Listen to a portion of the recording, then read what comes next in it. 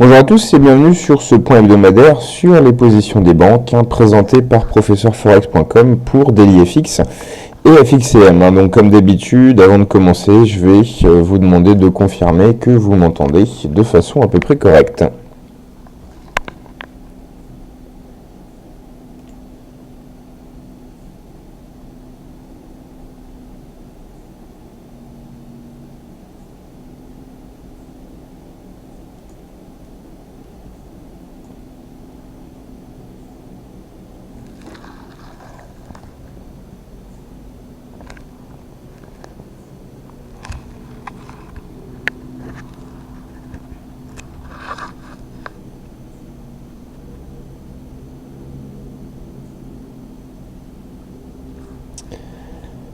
Voilà, donc visiblement on m'entend, Très bien, ok, on confirme que le son est ok.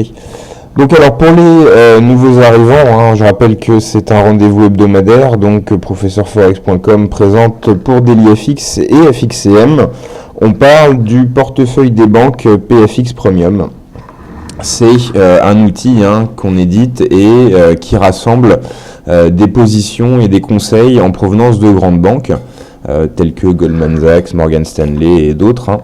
Et c'est donc des conseils principalement de swing trading et de moyen terme. C'est des conseils que les banques publient à destination de leurs clients, ou alors c'est des positions qu'elles prennent et sur lesquelles elles communiquent. Donc c'est pas exhaustif, c'est pas toutes les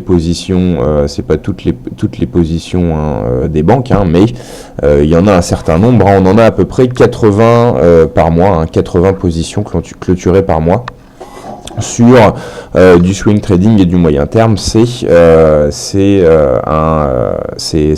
volume qui est tout à fait intéressant. 80 positions de swing trading par mois.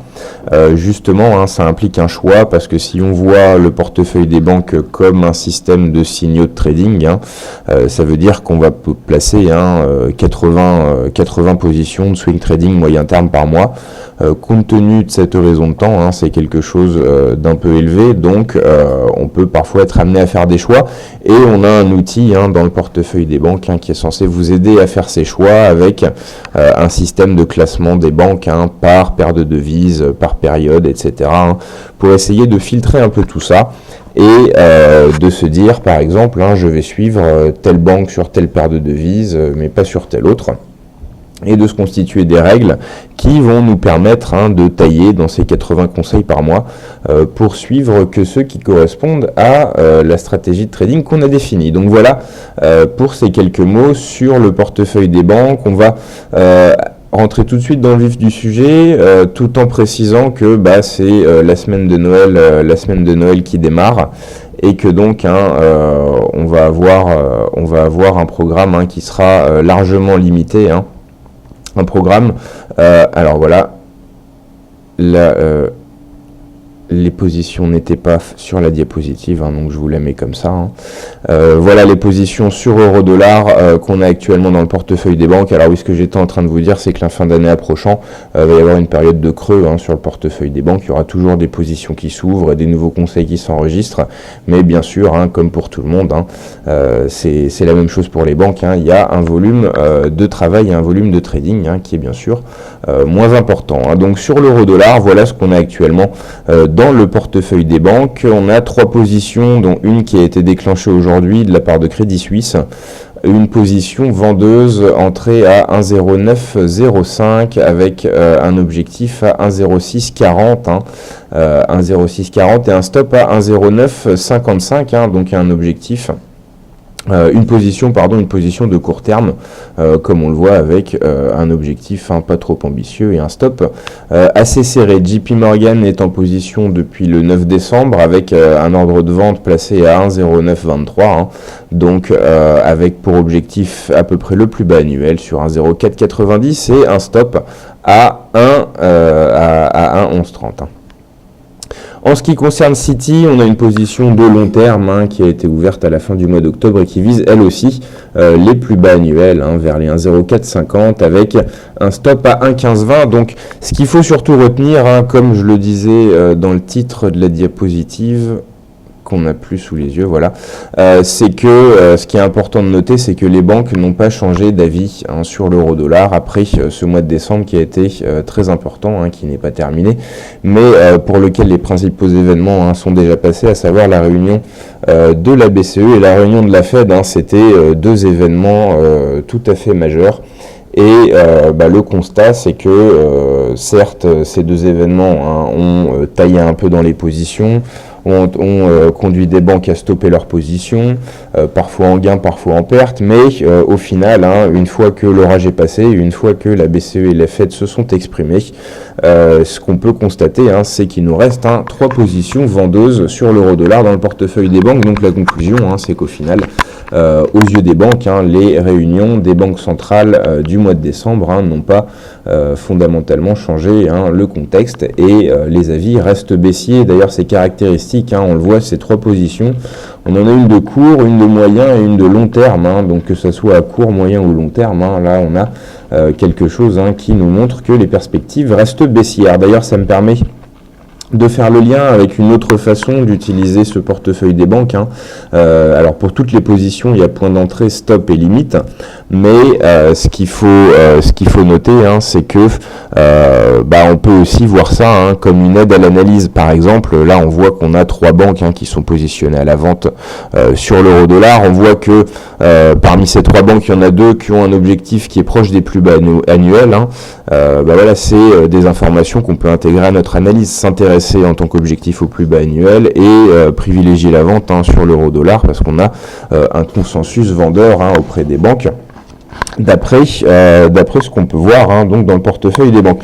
Donc c'est aussi, ça sert aussi à ça, ça sert aussi à compléter l'analyse quand on voit que plusieurs banques ont des stops ou des objectifs sur le même seuil ou à peu près, quand on voit que plusieurs banques entrent en position sur le même seuil ou que plusieurs banques sont tout simplement dans le même sens.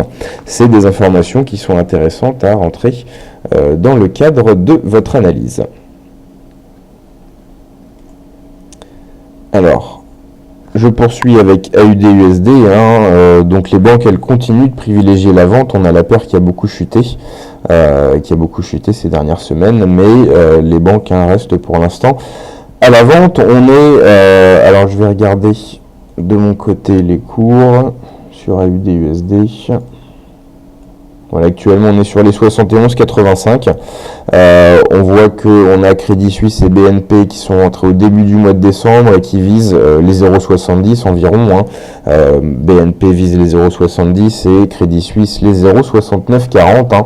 On est encore assez loin de ces objectifs. Aujourd'hui, on est sur les 71,85, comme je vous le disais. Donc, c'est des positions qui restent à surveiller. On a la Barclays qui est rentrée encore plus tôt, le 23 septembre, sur les 0,7091 à la vente, avec un objectif à 0,6250, dont cette position est en perte. Pour l'instant, c'est un ordre de vente qui a été ouvert sur les 70,91 et on est actuellement sur les 71,85. Donc voilà. Pour le consensus baissier sur AUD-USD, et c'est à peu près avec ces 3 positions euro-dollar et ces 3 positions AUD-USD, c'est presque la totalité de ce qu'il y a dans le portefeuille des banques en ce début de semaine. C'est pour vous dire que le programme s'allège considérablement. S'allège considérablement alors que les festivités de Noël approchent. On va terminer avec les ordres limites enregistrés aujourd'hui qui sont au nombre de 3. Il nous en manque un, mais de toute façon on va les pointer sur les graphiques. Donc on a Crédit Suisse qui a placé un ordre limite de vente sur le dollar yen. Crédit Suisse également qui a placé un ordre limite d'achat sur USD-CAD. Et donc le troisième, c'est pas USD-CAD.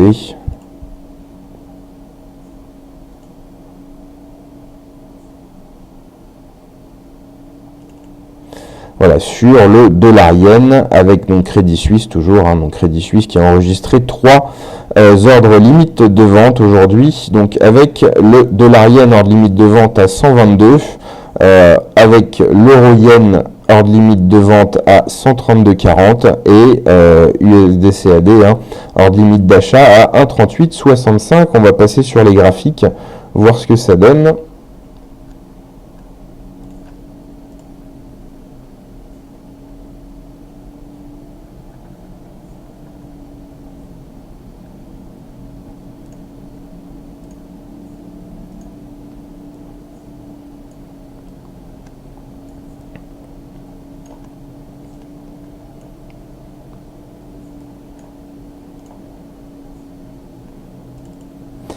Voilà, donc on est sur un graphique dollar-yen, on va le mettre en données horaires. Et donc le conseil émis aujourd'hui par Crédit Suisse, c'est la vente en cas de remontée à 122.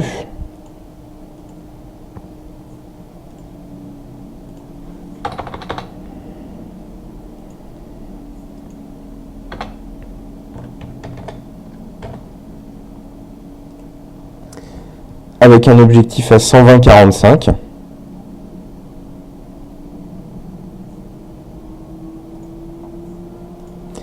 Et un stop à 122,67.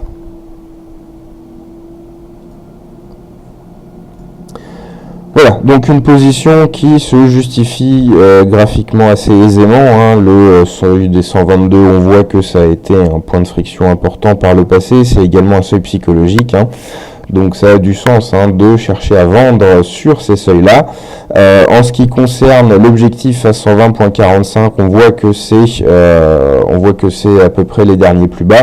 Bon, on peut se dire que 10-15 pips au-dessus, ça aurait peut-être été plus prudent. On voit quand même qu'il y a eu un support qui s'est dessiné sur les 120,60, hein, donc peut-être que dans la prochaine phase de baisse, on n'arrivera pas non plus à le casser. Donc on aurait pu imaginer un objectif peut-être un peu moins ambitieux, mais en tout cas, hein, graphiquement, ça s'explique. Quant au stop à 122,67, bon là c'est moins clair, hein. On voit que ça passe par des pics et des creux intermédiaires, mais on n'a pas de justification graphique claire, hein. Donc voilà pour le dollar-yen. L'autre position, c'était sur l'euro-dollar, pardon, pas l'euro-dollar, l'euro-yen.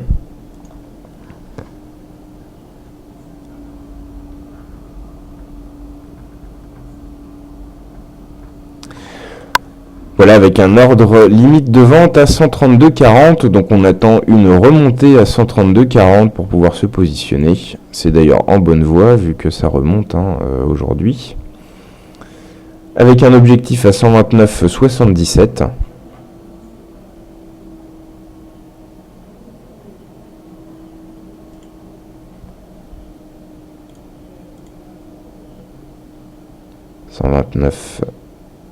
,77. Ok, et un stop à 133,25. Voilà, donc on peut constater un stop assez serré par rapport à l'objectif. On peut constater que l'objectif, ça correspond au dernier plus bas important, hein. C'était des plus bas qui dataient d'un moment, hein. C'était à la fin du mois de novembre, hein. On avait effectivement, hein, des plus bas dans la zone des 130. Donc là, c'est une justification graphique claire pour l'objectif. Pour le cours d'entrée à 132,40, bon, on voit également que il y a plusieurs points qui ont été importants qui sont autour de ce seuil.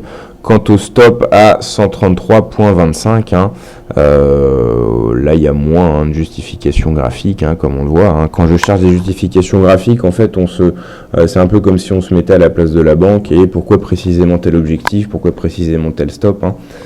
On essaye de voir sur les graphiques, hein, quelle a pu être la réflexion de la banque.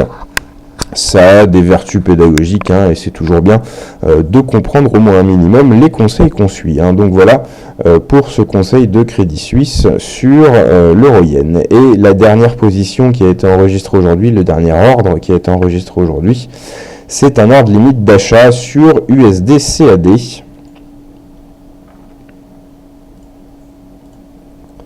Un ordre limite d'achat à 1,3865, donc on attend une baisse à 1,3865 pour pouvoir acheter.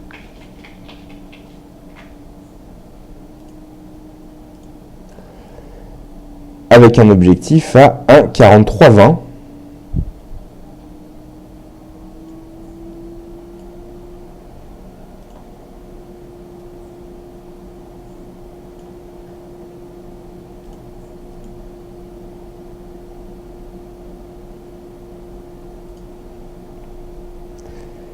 Et un stop à 1,3743.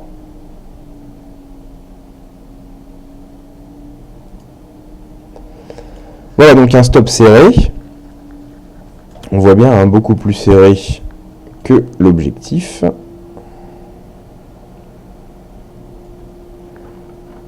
voilà.